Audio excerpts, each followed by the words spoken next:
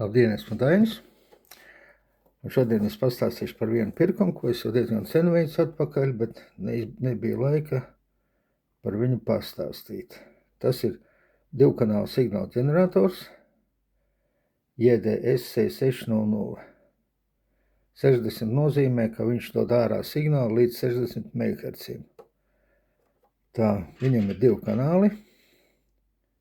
Tā, pirmais kanāls, otrais kanāls.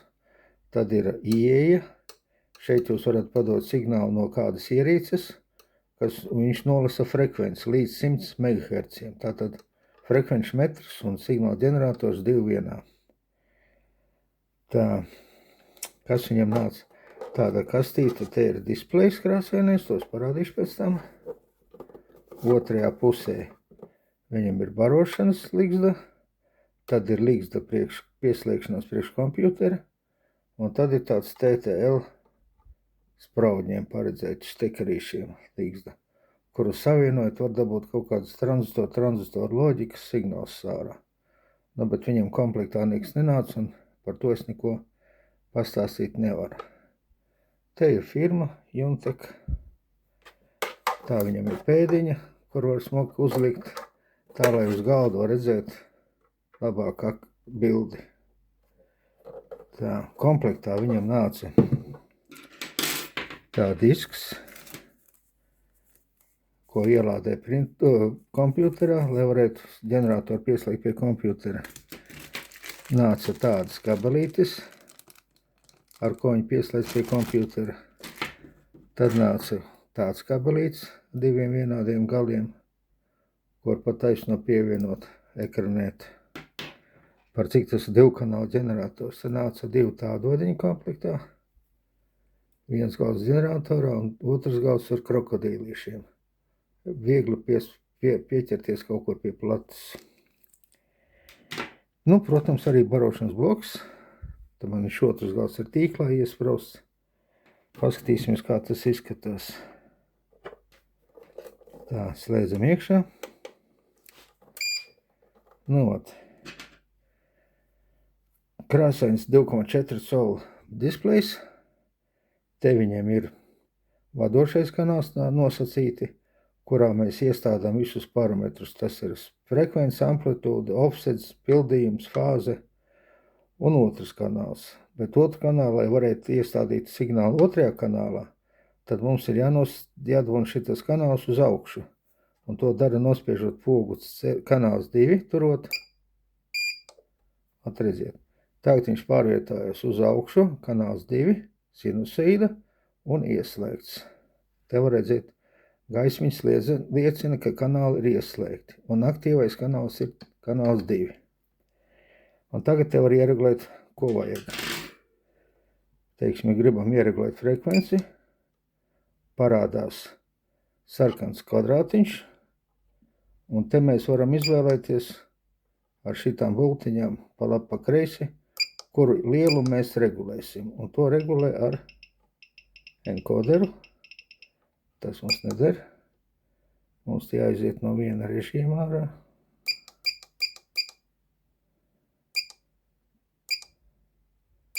Off. Tā ir. Nu, tagad būs pareizi, jā. Nu, tagad mēs iestādām 1,2, teiksim, 1300 Hz. Tā, kas vēl šeit ir? Nu, pirmā podziņa, kas interesanti, ir sistēma. Ieiet iekšā, te var izvēlēties, te parādās ekrāns. Viņam interesanti vadība, ka viņam šitās gumijotās podziņas, ar tādu ieprasētu līniju, parāda, uz kuru funkciju viņa attiecās. Sajaukt te neko nevar. Tātad šitās divas pogas ir uz augšu, uz leju. Braucam uz augšu, uz leju, mēs izvēlamies to, ko vajag, un daram vajadzīgas opcijas. Ejam atpakaļ. Tā tas būtu par tiem signāliem.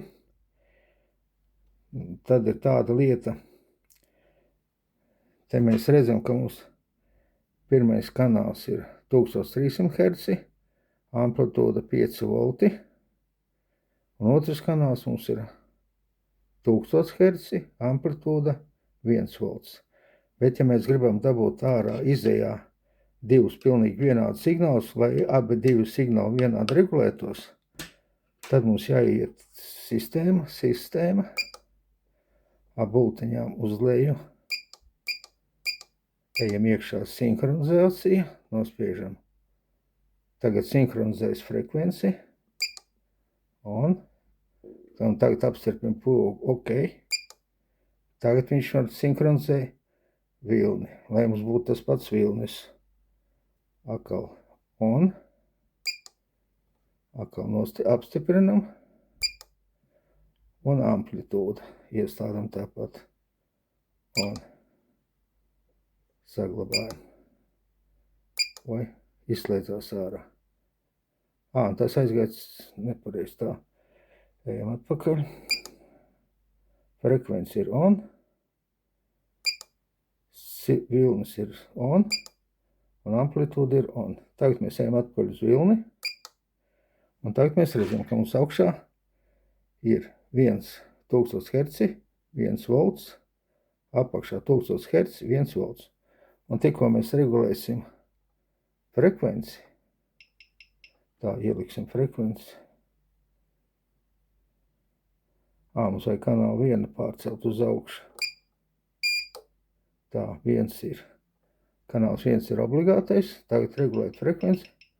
Mēs redzam, augšā mums ir 4 kHz, spriegums 1 volts. Un otrajā kanālā 4 kHz, spriegums 1 volts. Tādā veidā mēs panākam to, ka abos kanālos izejā ir pilnīgi vienāds signāls ar vienādu amplitūdu un vienādu formu. Tev nav grūti saprast, ka katrā kanālā var iestādīt, ko grib. Teiksim par signāliem. Teiksim viļņi. Nospiežot pogu viļņi, parādās 5 signālu veidi. Izvēloties, kuru mēs varam attiecīgi viņu regulēt. Un te viņš uz ekrāna parādās. Ja tas mums ir par mazu, tad viņam ir vēl iekšā 14 signālu veidi. Teiksim, augšā parādās puls, un mēs ar enkoderu varam regulēt, te mainās uz ekrāna signāls. Kopā 14 veidi. Treps uz augšu, uz leju, troksnis, pieaugums, kritums. Tādā veidā. Un tas arī īsumā būtu par šito ģeneratoru viss. Viņam pie tam ir vēl viena tāda laba funkcija. Teiksim, atgriežamies pie signāla. Teiksim, ja jūs regulējat, teiksim, kaut kādus pastiprinātājus, un ik pa brīdim jums jāatgriežas pie vienas un tās pašas sākuma stadijas, jūs varat iestādīt, teiksim, frekvenci 1000 Hz, tālāk amplitūdu, teiksim, iestādīsim mazāku, teiksim, 750. Šitādu. Tas ir 1000 Hz, 0,7 volti izēja. Un tad nospiežam pogu OK un turam. Atskan pīkstiens. Ko tas nozīmē? Tas nozīmē, ka kanāls pirmais, par cik tas pirmais kanāls regulējamais, ieslēgtais, kad ieslēdzot nākošais, teiksim, ģeneratoru izslēdzam, aizējam savās darīšanās, pēc dienas vai pēc mēneša atgriežamies, nospiežot pogu. Viņš ieslēgsies tajā pašā režīmā. 1000 Hz, 0,75 volti. Un jūs varat turpināt darbu, neko citu nedarot, nemēģinot atkal kaut ko pārregulēt.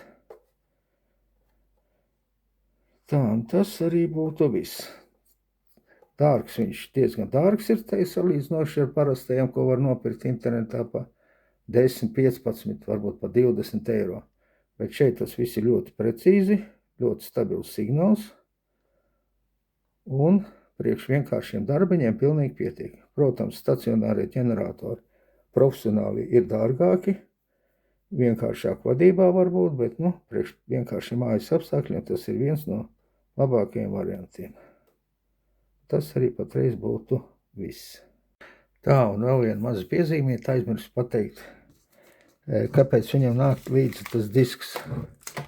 Ar viņu kompjuterā ielādē programmu, un tad caur šo kabelīti ģeneratoru pieslēdz pie kompjutera, un uz kompjutera ekrāna parādās, apmēram tas pats, kas šeit. Viss tās poziņas, kuras var regulēt un vadīt ar peles palīdzību. Ar ko kāds tur plusiņš no šitās opcijas? Plusiņš ir, mazais plusiņš ir tāds, ka lielāks ekrāns, protams, smukāk visu var redzēt, bet otrs plusiņš ir tas vairāk domāts tādiem, kas kaut ko paši kombinē taisa, izmantojot šito programmu. Jūs uz kompjuteru varat modelēt uz displeju jebkuras formas, jebkura lieluma signālu. Tur visādiem kritumiem, signālu formu, signālu spriegums, tur periods, aizpildījums un tā tālāk. Un līdz ar to jūs varat uzzīmēt savu signālu, kas jums vajadzīgs jūsu ierīcei, ko jūs taisat, ar ko gribat pārbaudīt viņu, un to ierakstīt. Un tā, kad testēsiet savu ierīci, jūs jau varat pats savu signālu padot uz to ierīci un attiecīgi pārbaudīt, vai tā ierīci jums darbojas normāli vai nē. Un tas bija vēl tāds viens plusiņš, kāpēc tas disks vajadzīgs. Un tas vairāk ir tādiem, kas pats kaut ko taisa. Tagad gan būs viss.